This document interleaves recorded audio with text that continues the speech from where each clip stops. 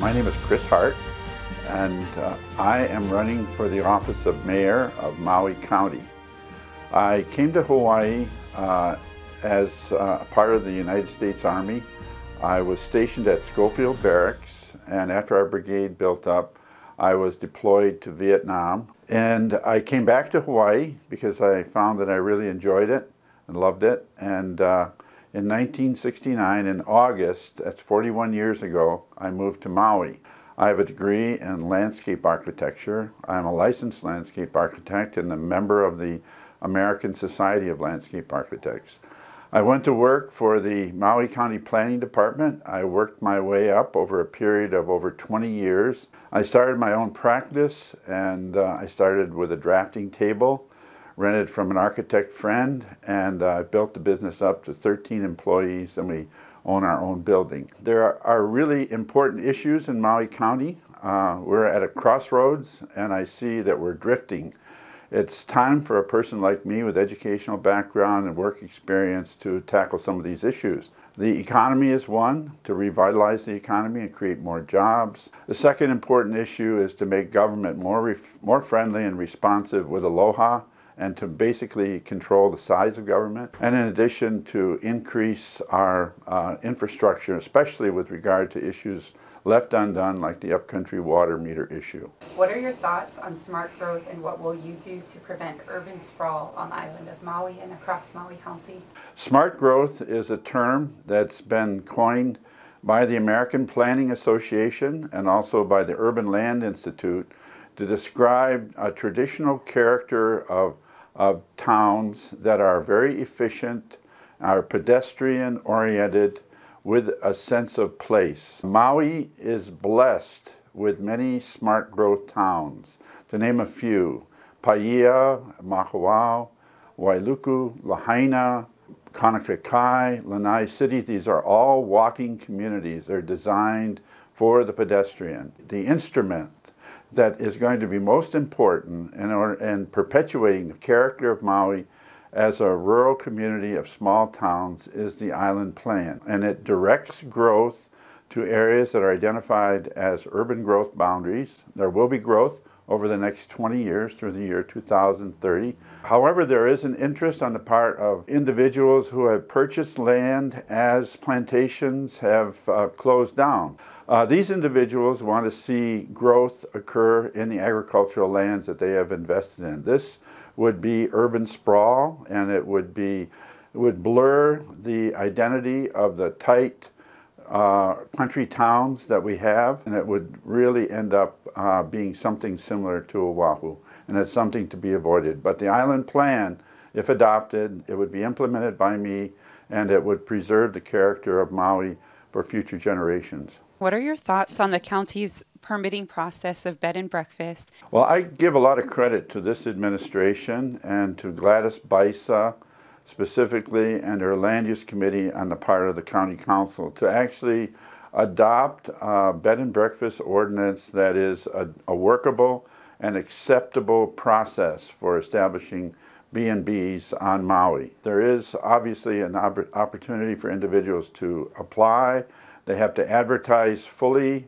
In addition, the number of rooms is determines whether or not the approval is by the planning department or by the county council. I believe that because the council has spent a lot of time on the ordinance, that they should enable the planning department and the planning commission to basically approve all bed and breakfasts. I think that we need an efficient process, and it would just be too cumbersome and time-consuming for the council to have to consider larger B&Bs. On the topic of fireworks ban, are you in support of or against it?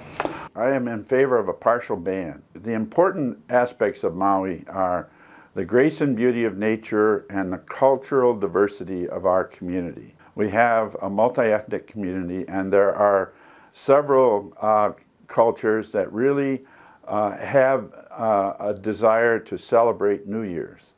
Now, New Year's is during a period of time between November and April, which is the wettest time of the year on Maui. I believe that fireworks with control, that we have right now could be allowed during the New Year's season.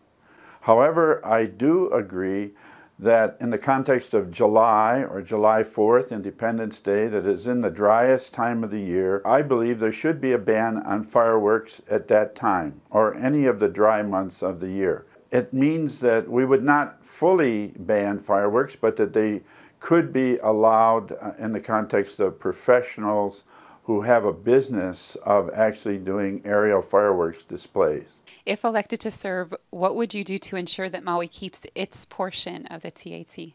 Well, currently the state law establishes that the transient accommodation tax is collected by the state. Maui has basically 50% of the number of visitor accommodations units as Oahu. We have on any given day 45,000 visitors on Maui. We provide the infrastructure, the roads, the sewer, the water, the fire protection, police protection for those visitor industry facilities here on Maui and for the visitors that visit Maui. Therefore, we're entitled to that money by law. I would work diligently with our legislators, our representatives, our Senate. I would also work with the other mayors of the other 3 counties to ensure that on every year that the issue comes up, that Maui County would get its fair share of the the transient accommodation tax. What are your plans to improve wastewater treatment for Maui and your thoughts about injection wells? Well, primarily the issue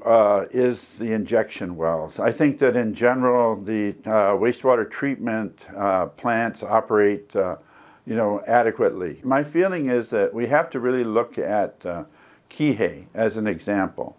Kihei is located in an arid region. Currently, the Kihei wastewater treatment plant provides irrigation water for the Eliere Golf Course. We have to provide a mechanism to store and to distribute the water for irrigation. It could be for beautification. In the context of the resort destination areas, Wailea, it could be the golf courses. But there has to be a public-private partnership. There's no need for us to be using all that potable water for irrigation purposes. I believe in West Maui, there needs to be a system of storage and distribution for Kaanapali Resort and for Lahaina. And also in Kahului, there needs to be a storage and distribution system for that plant. One important issue about Kahului is, it is located in a tsunami inundation zone. It has been, according to my understanding, tsunami proof. The plant is designed to accommodate 9 million gallons per day, or process 9 million gallons per day of wastewater. Currently, it processes 6 million gallons. So there's a 3 million gallon opportunity for growth. So I believe, obviously, in terms of costs, that the infrastructure, that piece of infrastructure, is going to be in Kahului for a long time. Any closing thoughts? This is your opportunity to give the public information on your campaign.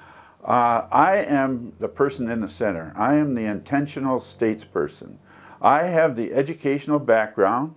I have 41 years of my life being spent in this community, working in government and in business.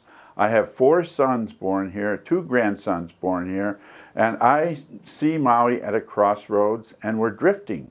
There are issues beyond the ceremonial or custodial role of being mayor, of just attending ribbon cuttings, making speeches, making sure the budget is done, maintaining services. There's big issues out there.